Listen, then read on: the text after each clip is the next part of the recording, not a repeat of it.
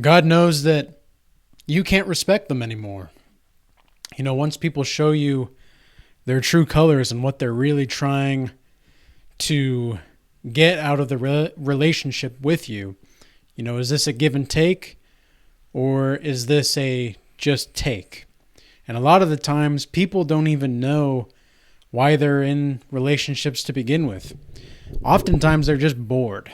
They don't even know why they are in relationships. They don't even know why they're talking to each other. Sometimes they just talk to hear themselves talk. And it's not that it's...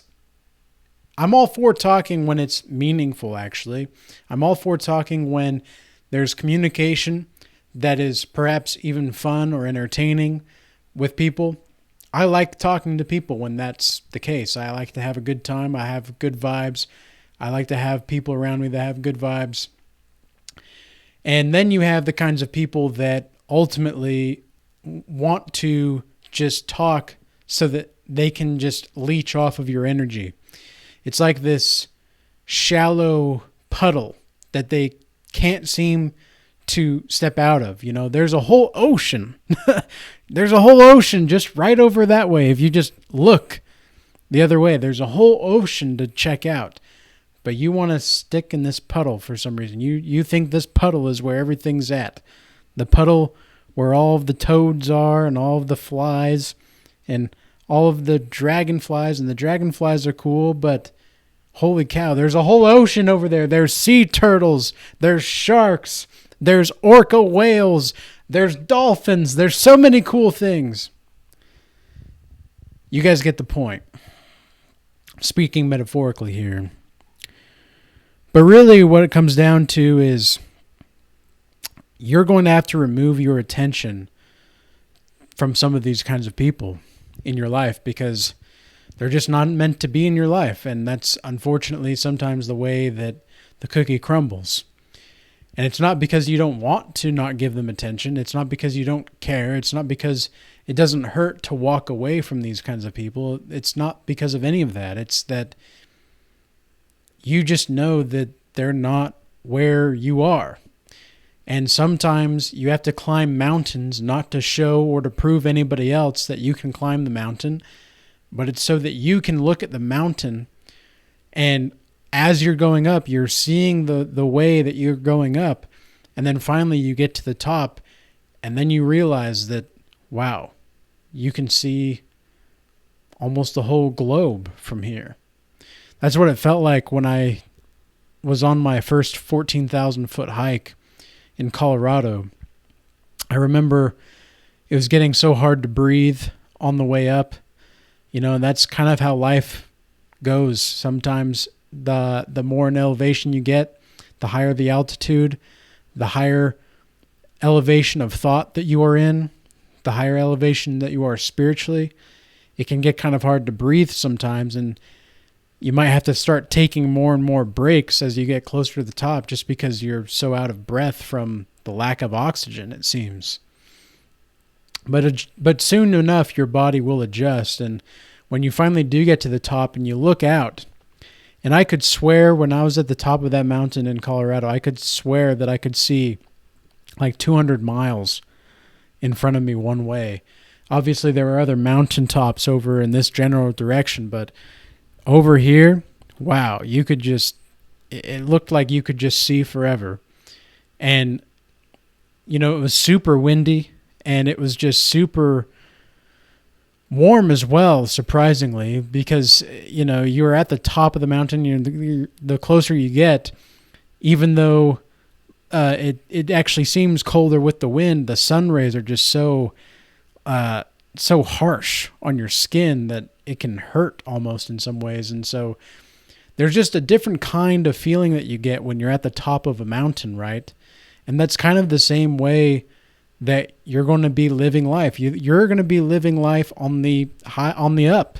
You're going on the highest mountaintop. And it's not to just prove to other people that you can do this. It's to prove to yourself that you can do this. And to all those people that want to stay down in the village, that's fine. But don't you want to see the world? Don't you want to live a life of abundance? Don't you want to live a life of ambition? Don't you want to live a life where you feel as though you're making a difference?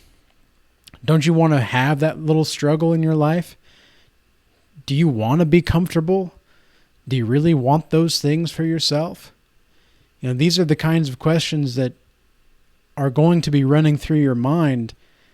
And if they're running through your mind, that is, then I would recommend you climb that motherfucking mountain.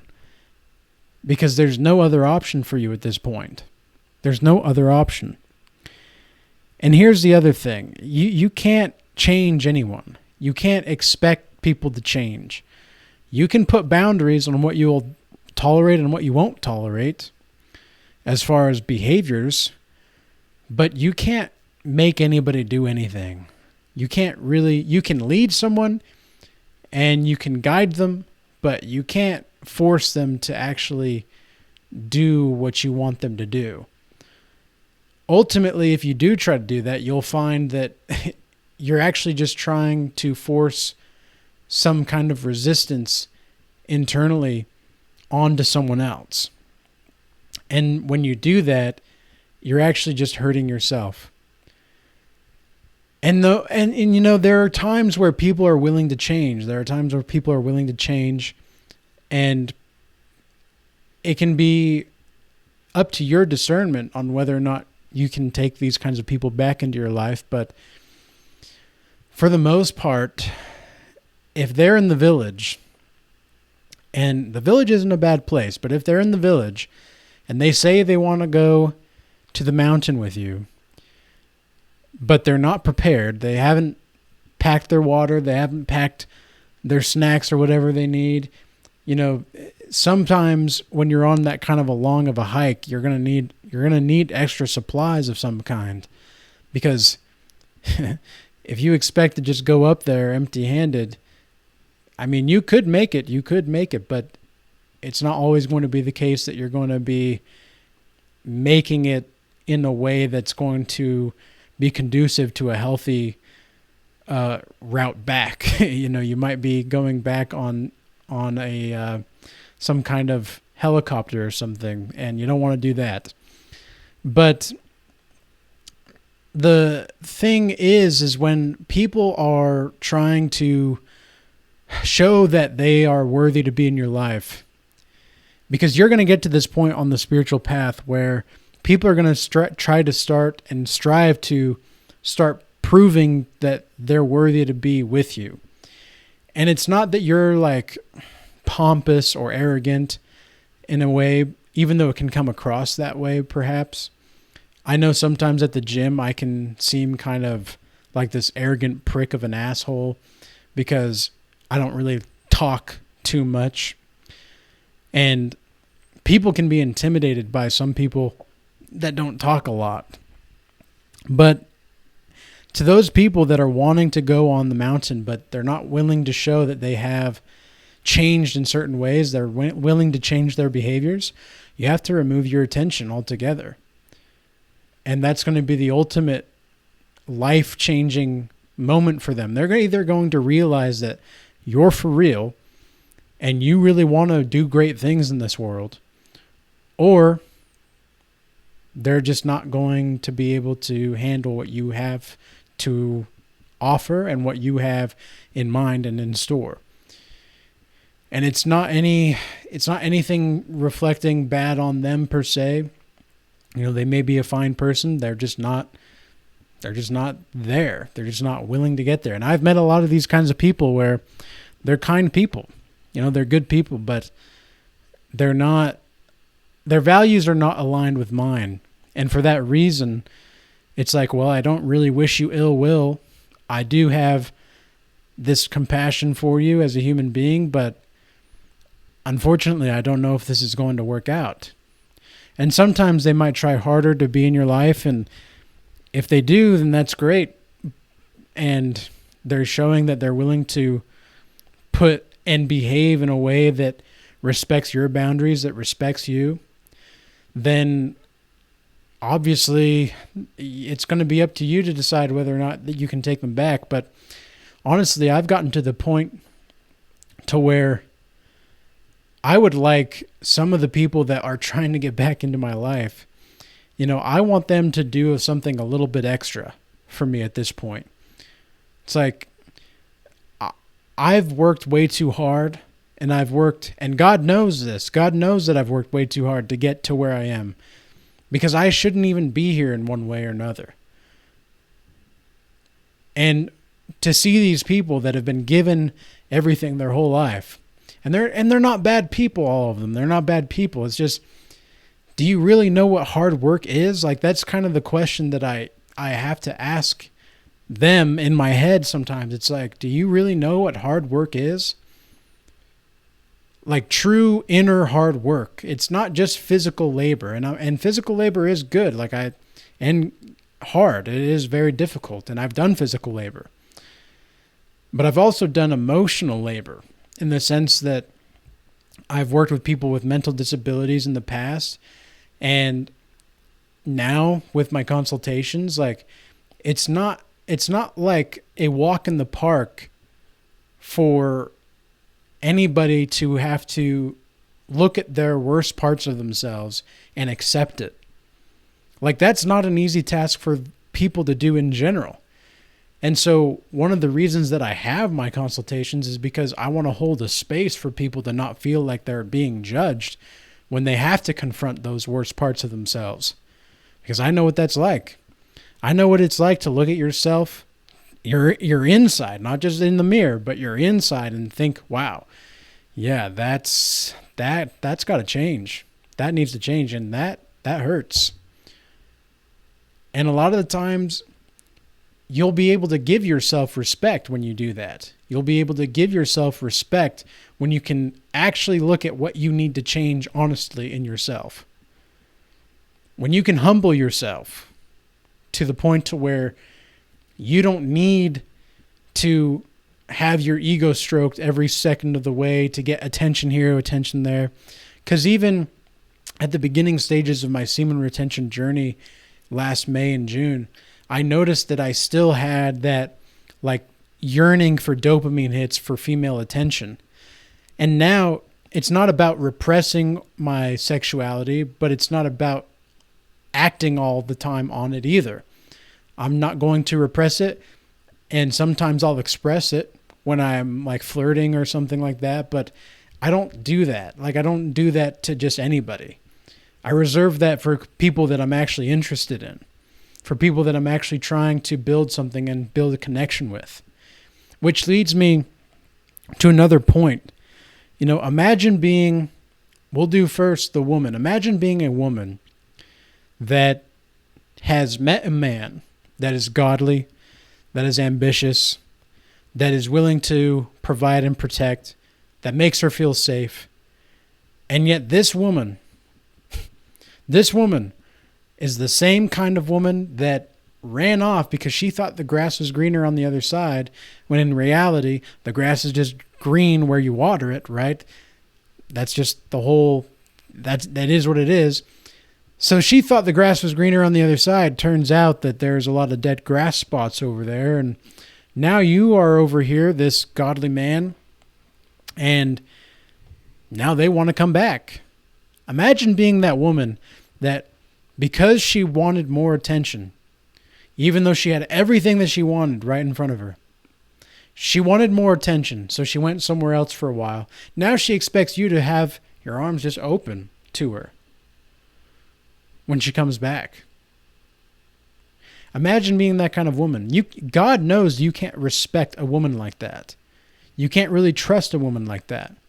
And the same thing goes for the kind of man. Imagine being a man that had a woman that is pure, that is innocent, that is feminine, fit. She knows how to cook. She knows how to clean. She wants a family. And yet, because you wanted, as a man, to exercise your extra options for no reason. Now, yeah, you are an attractive man. Imagine this man being an attractive man. Yes, he is an attractive man. He could exercise his options. Fantastic. He can do that. But do you expect that woman to come back with open arms? Really? Like a good woman, not a toxic woman, because I know that there are toxic women that actually like men that are able to cheat on them. And I'm not saying that, like, I'm not encouraging that behavior in the slightest, but I will say that there are women that I've met that when they see that I have other options or that women are approaching me, they get turned on. And I'm like, well, look, like, if you have to get turned on by seeing other women, like, I understand pre-selection. I get it. I understand female nature. I get it. But if you have to see other women want me just to know that I'm worthy, like, honestly, fuck you. Like, there's no reason that should be the case. A good woman, though, and good women that I've met in the past, they don't need to see that because they already know that you're pre-selected just by the way that you behave. They know just by the way that you're talking to them. They know. Like, good women really do know. They know your value as men if you're a valuable man.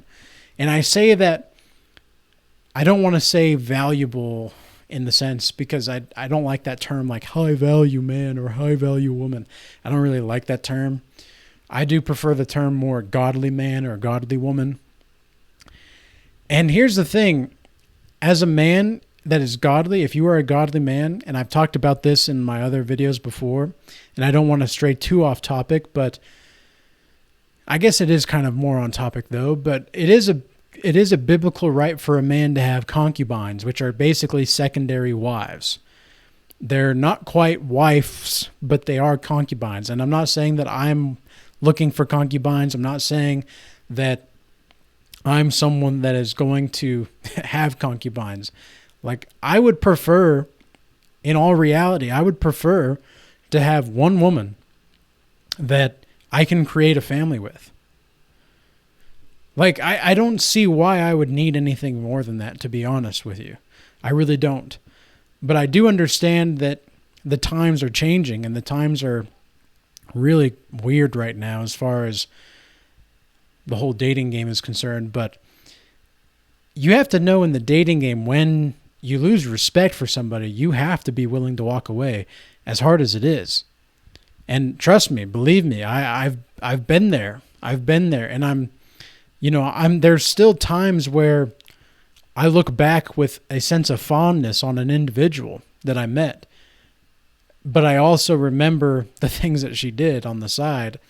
And then I have this like, wow, yeah, no, I still cannot see you the same. Like, yeah, maybe you are, like, maybe you got a little bit more fit at the gym. Maybe you've been going to the gym more. You've been treating yourself well. Like, congratulations. Good for you. I'm glad that you're treating yourself with more care, but that doesn't change the past.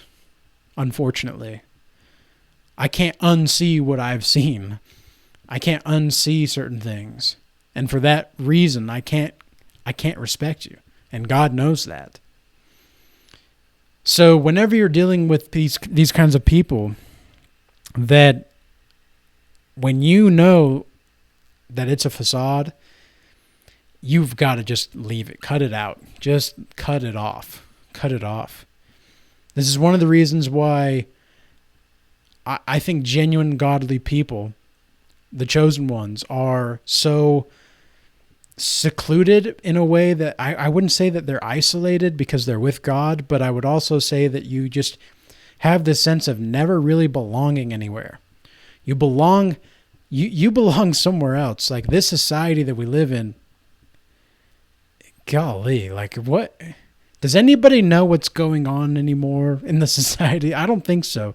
I think we can make theories and we can make certain kind of assumptions based off of knowledge or evidence or information that we have. But to be honest, in this day and age of information through the internet, it's going to be very challenging for us to actually see the truth online anymore, which is one of the reasons why I'm making these videos. And one of the reasons why I think YouTube is so cool. YouTube is amazing. It's not a social media platform at all. At all. I don't even know what you could describe it as, but it's not a social media platform, that's for sure. It is something else entirely. And I think it's one of the most beautiful technological creations known to mankind, bar none. And for that, I have tremendous respect, but I don't necessarily agree with the ways that it's being operated all the time per se, but that's all I have to say about that for now. I hope this message was useful and insightful, and I hope that you got some kind of edification from it. And with that being said, peace be with you. Till next time.